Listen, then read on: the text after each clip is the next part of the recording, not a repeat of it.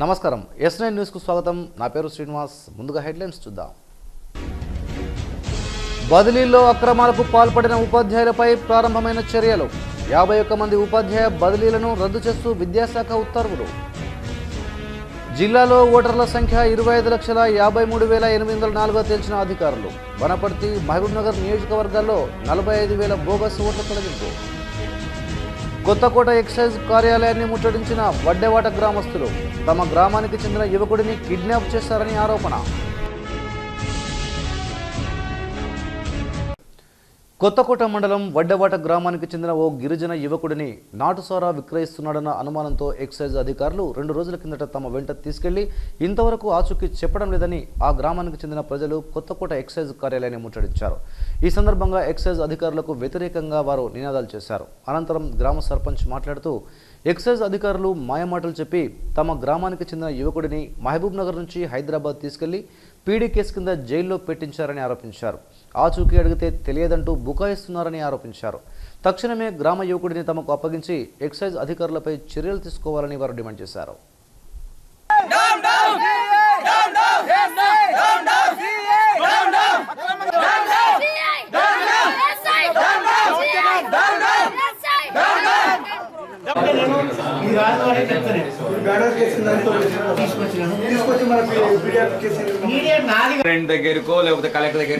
నేను తీసుకపోవాలి సిఐ తీసుకుపోయి అంటున్నాను కదా. సిఐ ఈడికెళ్ళి పికప్ చేసుకుంటా ఆయన్ని పికప్ ఈడికెళ్ళి ఆయన పికప్ చేసుకుంటా. నేను అడిగే స్థాయి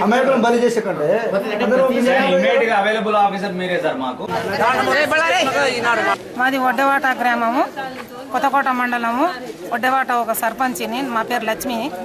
నిన్న ఎస్ఐ వాళ్ళు తాండకు వచ్చేసి మన్నె బెండర్ కేసు మాకు ఉపజాల చేయాలమ్మా ఖచ్చితం. ఈరోజు ఎంఆర్ ఆఫీస్కి పోకుంటే మాకు మీద చాలా నుసేషన్ వస్తుంది అని చెప్పి ఆడ ఖచ్చితము దగ్గర మాకు సర్పంచులకు పట్టుకుంటే కొన్ని ఎంఆర్ ఆఫీస్కి పోతా అని చెప్పి సార్ వాళ్ళు చెప్తే ఎంఆర్ ఆఫీస్కి వచ్చేసిండు.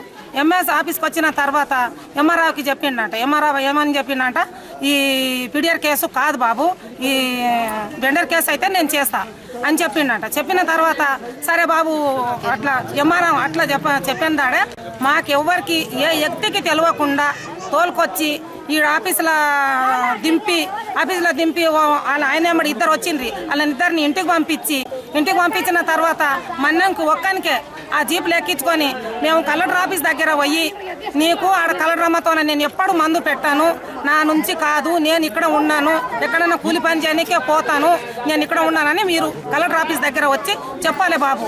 నీకు మళ్ళీ కలెక్టర్ ఆఫీస్ దగ్గర నుంచి నేను తాండకు వచ్చి మేము వదిలిపెట్టి వస్తాము అని చెప్పి ఏసైలు గాలు వచ్చి తోలుకొని కలెక్టర్ ఆఫీస్ దొరకపోతామని తోలుకోపోయి ఉస్మాన్ దవాఖానకు తోలుకోపోయి ఏమో టెస్టులు చేపించి మాకు ఎరక లేకుండా బాబుకు ఇప్పటి వరకు నిన్న 10 గంటలకు దోలిస్తే నేను ఇప్పటి వరకు మాకు ఎక్కడ చూపుతలేరు. బాబు మాకు దొరుకుతలేడు. ఎక్కడ కిడ్నాప్ చేసింది తెలియదు, ఎక్కడ ఏం చేసింది తెలియదు. మీరు జైల్లో పెట్టి వచ్చినాము, పీడీ కేసు కింద పెట్టి వచ్చినామని వాళ్ళు అంటున్నారు. కానీ మాకైతే డౌట్, వాళ్ళు ఎక్కడ ఏం చేసి వచ్చింది మాకు తెలియదు. మా బాబు మాకు కావాలని ఇప్పుడు అందరు వచ్చి ఈ ఆబ్గారి స్టేషన్ మీద వచ్చి మేము ధర్నా పెట్టున్నాం. ఉపాధ్యాయుల బదిలీల కౌన్సిలింగ్లో తప్పుడు ధృవీకరణ పత్రాలతో అక్రమంగా బదిలీలు చేయించుకున్న ఉపాధ్యాయులపై చర్యలు ప్రారంభమయ్యాయి. గత 2 నెలల క్రితం జిల్లాలో జరిగిన ఉపాధ్యాయ బదిలీలు ప్రమోషన్ల కౌన్సిలింగ్లో పెద్ద ఎత్తున అవినీతి అక్రమాలు చోటు చేసుకున్నట్లుగా తీవ్ర స్థాయిలో ఆరోపణలు వెలువడ్డాయి. పైరవికారులు రాజకీయ నాయకుల ఒత్తిళ్లతో కౌన్సిలింగ్ పక్కదోవ పట్టిందని, అర్హులకు అన్యాయం జరగడంతో పాటుగా పెద్ద ఎత్తున డబ్బు చేతులు మారిందన్న విమర్శలు విద్యాశాఖను ఉక్కిరిబిక్కిరి చేశాయి. ఈ నేపథ్యంలో అనేక ఉపాధ్యాయ సంఘాలు ఉపాధ్యాయ బదిలీల కౌన్సిలింగ్లలో జరిగిన అక్రమాలపై విచారణ జరిపించాలంటూ ప్రత్యక్ష ఆందోళనకు దిగాయి. ఎటకేలకు స్పందించిన పాఠశాల విద్యాశాఖ డైరెక్టరేట్ కార్యాలయం కౌన్సిలింగ్కు సంబంధించిన ఫైళ్లను హైదరాబాద్కు తెప్పించి క్షుణ్ణంగా పరిశీలించింది. ఈ మేరకు 51 మంది ఉపాధ్యాయులకు ప్రస్తుతం వారున్న స్థానాలు కాక ఇతర ప్రాంతాలకు బదిలీ చేస్తూ నేరుగా అక్కడి నుంచే ఉత్తర్వులు జారీ చేశారు. ఈ 51 మంది ఉపాధ్యాయులు బోగస్ ధృవీకరణ పత్రాలతో కౌన్సిలింగ్లో లబ్ధి పొందారన్న ఆరోపణల మేరకు వారికి ఇదివరకే షోకాజ్ నోటీసులు జారీ చేసి సమాధానం తీసుకున్న తర్వాతనే రివైజ్డ్ ఆర్డర్స్ ఇచ్చినట్లుగా తెలుస్తుంది. మరో 16 మంది ఉపాధ్యాయులకు షోకాజ్ నోటీసులు జారీ అయ్యాయి. ఏది ఏమైనా పవిత్రంగా ఉండాల్సిన విద్యాశాఖ అవినీతి అక్రమాలతో కుళ్ళి కంపు కొట్టిపోతుందని జిల్లాలోని విద్యాభిమానులు తీవ్ర ఆవేదన వ్యక్తం చేస్తున్నారు. మొత్తం మీద ఈ వ్యవహారం అటు తిరిగి ఇటు తిరిగి కౌన్సిలింగ్కు బాధ్యులైన అధికారుల మెడకు చుట్టుకునే అవకాశాలు కూడా స్పష్టంగా కనిపిస్తున్నాయి. అదే జరిగితే ఎంతోమంది ఉన్నతాధికారుల స్థానాలు కదలక తప్పవన్న వాదనలు ఉపాధ్యాయ వర్గాల్లో వినవస్తున్నాయి. ఈ నెల 12వ తేదీ నుంచి 20 దాకా జరగనున్న బతుకమ్మ ఉత్సవాలను అంగరంగ వైభవంగా నిర్వహించాలని పర్యాటక శాఖ ముఖ్య కార్యదర్శి బుర్రా వెంకటేశం ప్రభుత్వ సలహాదారు కెవి రమణచారి జిల్లా కలెక్టర్ను ఆదేశించారు. బతుకమ్మ ఉత్సవాల్లో మహిళలు పెద్ద సంఖ్యలో పాల్గొనేలా చూడాలని ఈ సందర్భంగా వారు కలెక్టర్కు సూచించారు. బతుకమ్మ సంబరాలు ప్రారంభమవుతున్న నేపథ్యంలో అన్ని జిల్లాల ముఖ్య కూడళ్లు, ప్రధాన హోటళ్ల వద్ద బతుకమ్మ లోగోతో పాటు మస్కట్ను ప్రదర్శించే విధంగా చర్యలు చేపట్టాలని కోరారు. బతుకమ్మ ఉత్సవాలు జరిగే ప్రాంతాల్లో పల్లె, పట్టణం అన్న తేడా లేకుండా అన్ని చోట్లలో పండుగ వాతావరణం ఉట్టిపడేలా అధికారులు ఏర్పాట్లు చేయాలన్నారు. బతుకమ్మ నిమజ్జనం సందర్భంగా చెరువులను సుందరంగా తీర్చిదిద్దడంతో పాటుగా లైటింగ్ ఏర్పాటు, తాగినీటి వసతి కల్పించాలని సూచించారు. జిల్లా సంస్కృతిని చాటి చెప్పే శకటాలను తయారు చేయించాలని కోరారు. హైదరాబాద్ ఎల్బీ స్టేడియంలో జరిగే బతుకమ్మ నిమజ్జన ఉత్సవాలకు జిల్లా నుంచి 100 మంది మహిళలు, 100 మంది కళాకారులను పంపించేలా చర్యలు తీసుకోవాలని కలెక్టర్లను ఆదేశించారు.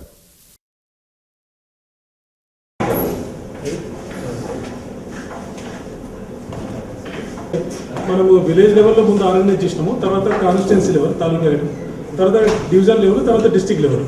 We conducted competitions also, sir. 1 to 3. There was a huge response also. అంటే entire day in Mahabubnagar last day morning 10 నుంచి మొదలు పెడితే సాయంత్రం 7 వరకు కూడా కంటిన్యూ డిఫరెంట్ పార్ట్స్ నుంచి మనకు బతుకమ్మలు వచ్చినాయి సార్. తర్వాత క్యాప్టెన్ కూడా మేము అంటే డిజైన్ మేము ఇక్కడ ఇచ్చినాం సార్, హైదరాబాద్లో చేసినాము.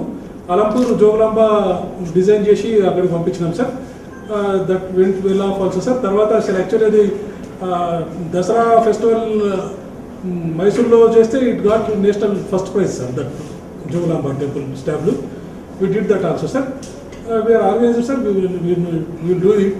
అంటే వన్ సజెషన్ సార్, అంటే ఇప్పుడు మనం ఇంతకుముందు అన్నట్టు అంటే సార్ అన్నట్టు మహిళా, ఆడబిడ్డ, నీరు, ప్రకృతి, పూలు, పండుగ అనే దానికి మనము ఒక్కొక్క రోజు ఒక పేరు మీద చేస్తే బాగుంటుందేమో సార్.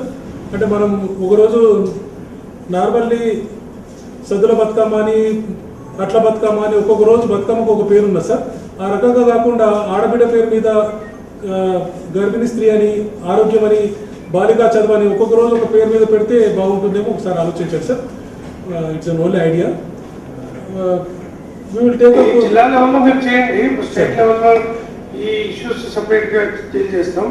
ఒక 100 మంది ఈ మహిళలు ఓకే.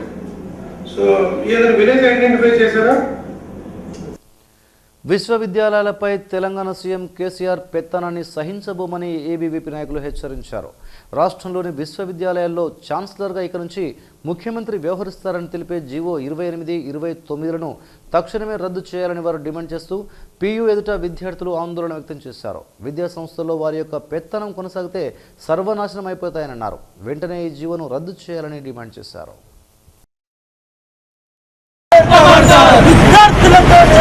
కేసీఆర్ నిర్లక్ష్యమండి వైఖరి నశించాలి. రాష్ట్ర ప్రభుత్వ నిర్లక్ష్యమండి జీవో నెంబర్ 28, 29 వెంటనే రక్షించాలి. విశ్వవిద్యాలయాలను రక్షించాలి రాష్ట్ర ప్రభుత్వం. రాష్ట్ర వ్యాప్తంగా అన్ని విశ్వవిద్యాలయాల్లో 28, 29 జీవోని రద్దు చేయాలని చెప్పేసి రోడ్లపైన పాఠాలు అనే కార్యక్రమం తీసుకోవడం జరిగింది. రాష్ట్ర ప్రభుత్వానికి వ్యతిరేకంగా జీవో ఏ విధంగా అయితే 28, 29 జీవో ప్రకటించారో ఆ ప్రకటన వెనక్కి తీసుకోవాలని చెప్పేసి రాష్ట్ర ప్రభుత్వాన్ని డిమాండ్ చేస్తున్నది. అదేవిధంగా యూనివర్సిటీలను రక్షించాల్సిన బాధ్యత ఈ రాష్ట్ర ప్రభుత్వం పైన ఉన్నది. అయ్యా కేసీఆర్, ఈ యూనివర్సిటీల పైన నీ పెత్తనం మానుకోవాలి. ఇప్పటికే సరిపోవట్లేదా? నీ కుటుంబంలో 4గురికి ఉద్యోగాలు ఇచ్చినావు, మరి యూనివర్సిటీలో నువ్వు ఎంతమందికి నీ పార్టీకి సంబంధించిన కార్యకర్తలకు ఉద్యోగాలు ఇవ్వాలనుకుంటున్నావు అని చెప్పేసి తెలంగాణ రాష్ట్ర ప్రజలకు నువ్వు స్పష్టంగా తెలియజేయాల్సిన అవసరం ఉంది. ఇంకొక విషయం ఏమిటంటే, యూనివర్సిటీలను అభివృద్ధి చేసేది పోయి నువ్వు వాళ్ళని ఇందులో పెట్టాలనుకుంటున్నావు. యూనివర్సిటీలో స్వయం ప్రతిపత్తిని కాపాడాలని చెప్పేసి అఖిల భారతీయ విద్యార్థి పరిషత్ గత వారం రోజులుగా కార్యక్రమాలు తీసుకోవడం జరుగుతుంది. యూనివర్సిటీలను రక్షించేంత వరకు ఏబీవీపీ వెనకడుగు వేయాలని చెప్పేసి ఈ రాష్ట్ర ప్రభుత్వాన్ని డిమాండ్ చేస్తున్నది. అన్ని దానాల్లోకెల్లా రక్తదానం ఎంతో గొప్పదని, రక్తదానంతో నిండు ప్రాణాలు కాపాడే అవకాశం ఉందని రెడ్ క్రాస్ జిల్లా అధ్యక్షుడు మద్ది అనంతరెడ్డి అన్నారు. జిల్లా కేంద్రంలోని ఎంవీఎస్ డిగ్రీ కళాశాలలో ఇండియన్ రెడ్ క్రాస్ సంస్థ ఆధ్వర్యంలో విద్యార్థులకు రక్తదాన ఆవశ్యకతపై అవగాహన కల్పించారు. ఈ సందర్భంగా అనంతరెడ్డి మాట్లాడుతూ మహబూబ్ నగర్కు సమీపంలో జాతీయ రహదారి ఉండడం వల్ల నిత్యం ఎన్నో ప్రమాదాలు జరుగుతున్నాయని ఆవేదన వ్యక్తం చేశారు. ప్రమాదాల్లో గాయపడిన సందర్భాల్లో బాధితులను బతికించేందుకు రక్తం ఎంతో అవసరం పడుతుందని అన్నారు మద్ది అనంతరెడ్డి. విద్యార్థులు రక్తదానం పట్ల అవగాహన పెంచుకొని అవసరమైన సందర్భాల్లో రక్తదానం చేయాలని ఆయన సూచించారు. రెడ్ క్రాస్ తరఫున సెక్రటరీగా మరియు మా అడ్మినిస్ట్రేటివ్ ఆఫీసర్ కోటిరెడ్డి గారు కూడా ఇద్దరం కలిసి ఇచ్చాము. ఈరోజు ఈ అవగాహన సదస్సు ఎంతో ఉత్సాహభరితమైనటువంటి వాతావరణంలో జరిగింది. ఈ ఎంబీఎస్ కళాశాలలో విద్యార్థులంతా పాల్గొన్నారు. అంటే రక్తం ఇవ్వడం యొక్క ఆవశ్యకత గురించి, ఎప్పుడు ఇవ్వాలి, ఏ సందర్భంలో ఇవ్వాలి, దాని ఇంపార్టెన్స్ అంతా కూడా చాలా చక్కగా చెప్పారు. ముఖ్యంగా చైర్మన్ గారు చివరిలో ఈ యొక్క రక్తదాన ఆవశ్యకత గురించి సుదీర్ఘమైనటువంటి లెక్చర్ ఇచ్చారు. మిగతా ఈ కార్యక్రమంలో పాల్గొన్నటువంటి మిగతా వక్తలు కూడా వీటి యొక్క ఆవశ్యకత గురించి చెప్పారు. ఈ సందర్భంగా మేము జిల్లాలో విరివిగా రక్తదానాలు చేయాలని, ఈ అక్టోబర్ మాసంలో జనరల్గా ఎక్కువ రక్తదానం జరుగుతుంది. పోలీసుల సంస్కరణ దినాలు కూడా ఇప్పుడే ఉంటాయి. కాబట్టి రక్తదాన మాసం బాగా విజయవంతమవుతుందని ఆశిస్తుంది. Secretary Red Cross Society Madanmohan Rao, general secretary Indian Red Cross Society Telangana society యొక్క శాఖ అధ్యక్షులుగా పనిచేస్తున్నాను. అక్టోబర్ 1వ తేదీ జాతీయ రక్తదాతల దినోత్సవ సందర్భంగా యావత్ భారతదేశంలో దేశానికి, జాతికి శక్తులు, వ్యక్తులు యంత్రం, మంత్రం, తంత్రంలాగా పనిచేసి జాతిని ఉన్నత స్థితికి తీసుకురాగలిగేటటువంటి శక్తి కలిగినటువంటి యువతకు ఈ స్వచ్ఛంద రక్తదాన ఆవశ్యకతను గురించి ఈరోజు బోధించాల్సినటువంటి అవసరం ఉందని గ్రహించి మహబూబ్ నగర్ జిల్లాలో అక్టోబర్ మాసం చివరి వరకు కూడా ప్రతి కళాశాలలో యువతీ యువకులకు స్వచ్ఛందంగా రక్తదానం చేయడానికి ప్రోత్సహించి దాని ఆవశ్యకత తెలియపరిచి భారతదేశంలో రక్తం అనేటటువంటి వాతావరణాన్ని కల్పించాలనే ఒక సదుద్దేశంతో తెలంగాణ రాష్ట్ర శాఖ ఇండియన్ రెడ్ క్రాస్ సొసైటీ వారి పిలుపు మేరకు ఈ జాతీయ రక్తదాతల దినోత్సవ సందర్భంగా మహబూబ్ నగర్ జిల్లాలో మనం కళాశాల విద్యార్థులను టార్గెట్ చేసుకొని ఈ కార్యక్రమాన్ని నిర్వహిస్తున్నాం. జిల్లా కేంద్రంలో టెలికాం శాఖ ఆధ్వర్యంలో ఉచితంగా వైఫై సర్వీసులు ప్రారంభిస్తున్నట్లుగా ఆ శాఖ జిల్లా జనరల్ మేనేజర్ పద్మనాభన్ చెప్పారు. జిల్లాలో మొత్తం 32 ప్రాంతాల్లో ఉచిత వైఫై సేవలను అందుబాటులోకి తీసుకెళ్తూనే పాలమూరు పట్టణంలోని 7 ముఖ్య కేంద్రాల్లో కూడా ఈ సేవలను వినియోగంలోకి తెస్తున్నట్లు వెల్లడించారు. 24 గంటలు వైఫై సేవలు అందుబాటులో ఉంటాయని ఆయన వెల్లడించారు. మహబూబ్ నగర్ ఆర్టీసీ బస్టాండ్లో మంగళవారం నుంచి వైఫై సేవలను ప్రారంభించారు.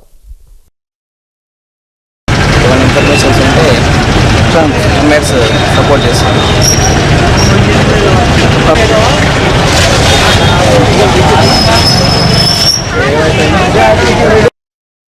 స్టేషన్ ఒకటి మహబూబ్ నగర్ టౌన్ ఇమీడియట్గా స్టార్ట్ అయింది.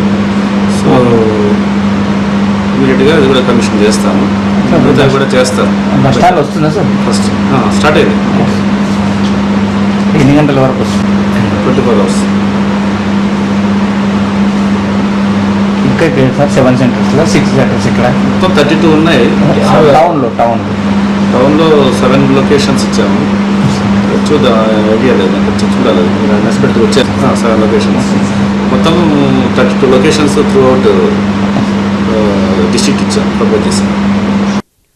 జిల్లాలోని 14 నియోజకవర్గాల్లో ప్రస్తుత ఓటర్ల సంఖ్య 25,53,804 మంది ఉన్నారని జిల్లా అధికారులు లెక్క తేల్చారు.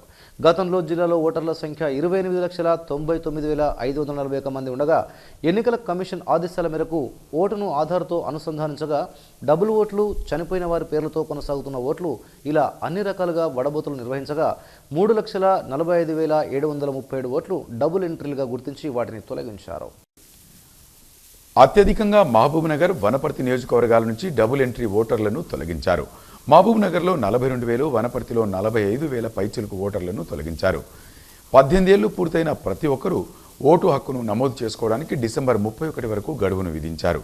18 ఏళ్లు దాటిన యువకులు అత్యధిక సంఖ్యలో కళాశాలలు విద్యా సంస్థల్లో ఉండడంతో కళాశాలల్లో ప్రత్యేకంగా ఓట్లను నమోదు చేసుకోవడానికి ఏర్పాట్లు చేస్తున్నారు. ఇందులో భాగంగా కళాశాల అంబాసిడర్లతో పాటుగా నోడల్ అధికారులను ఒక్కో కళాశాలకు ఎన్నికల కమిషన్ నియమిస్తుంది. 18 ఏళ్లు దాటిన ప్రతి ఒక్కరూ ఓటర్లుగా నమోదు చేసుకోవడానికి ఈ అధికారులు కృషి చేయాల్సి ఉంటుంది.